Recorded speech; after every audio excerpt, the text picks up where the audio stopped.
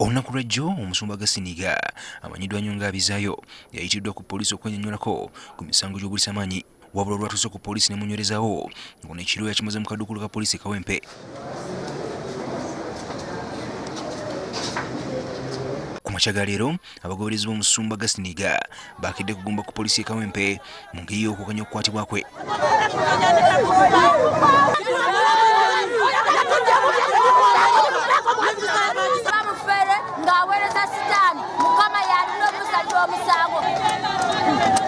Era bano okumpi olunaku lwonna basibye bayimba ennyimba eziriko obutabimativu olw'okukwatibwa kw'omusumba waabwe.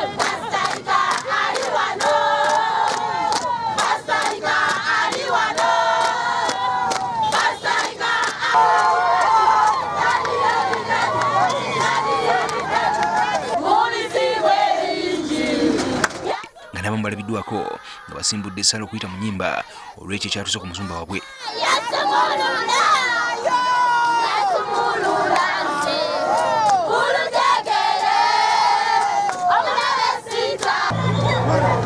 Poliisi erabye gulugutyo neyimbula abasajja baayo okukakanya ku mbeera naye ng'efuuyira ndiga mulere. Okusinziira ku poliisi, fayiro y'omusumba Yiga yayitiddwa ekitongole ekikola okunoonyereza nga kino kigambibwa nti waliwo emisango emirala gy'asaanye okwewozaako. Naye ate ne tufuna ekiragiro ekirala okuva ku CID headquarters ng'etulaga nti tumutwale ku CID headquarters kubanga akyalina emisango emirala ku CID headquarters.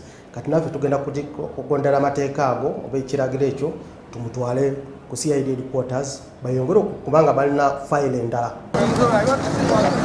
Tukitegeddeko nti kaseera konna Pastor Yiga wakugiibwa ku poliisi e Kawempe gy'akuumibwa kati atwalibwa ekireka ku SIU okwongera okunoonyerezebwako ku misango egy'enjawulo.